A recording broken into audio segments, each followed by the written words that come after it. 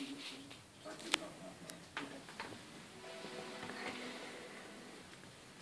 er udsigt til et kæmpe levegilde blandt de socialdemokratiske folketingskandidater i Sjællands Storkreds. Det er en helt ny analyse fra Altinget.dk. Men Rosenkrantz her, der er ny i kredsen, kan sammen med de to ministre, Henrik Sass Larsen og Magnus Heunicke her, føler sig nogenlunde sikre på at blive genvalgt. Der er jo ikke til det fjerde mandat, og her vender sig på Andersen, der også vil Folketinget nu.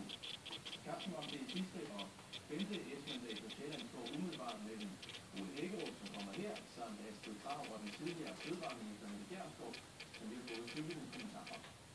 Jeg synes ikke, man skal se det sådan, at vi kæmper mod hinanden. Det er jo faktisk sådan, at vi kæmper for, at Socialdemokratiet skal fortsætte i regeringen.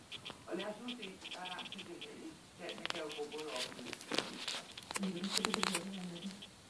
Nej, jeg får ikke søvnløse nætter over det her, men jeg vil da selvfølgelig ønske, at der var en langt opbakning til vores regeringsbefolkning, end der er lige. Jeg synes, man skal stemme på den person, som man er helt tillid til.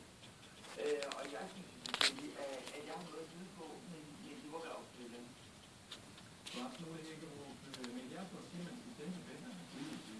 Jeg får det fra at man har tillid til dig, og jeg kan stemme dig. Men jeg tror, at når vi kommer til næste valg om et år, så tror jeg, at meget af det kommer ikke til at handle om politik og om politik. Og det bliver svært at sige med Danmark, og det måtte det noget ud. Og der tror jeg faktisk, at danskerne er mere skældemokratiske i udviklingen går regning. Og derfor tror jeg, at det går lige så galt, som det ser ud i den her måde. Den her måde siger jo, at i går på 9. og derfor hænger du i en køb på. Nu er her i fjernsynet direkte, at du kan få gang i vælger også, hvis du stemmer dig og ikke stemmer dine andre.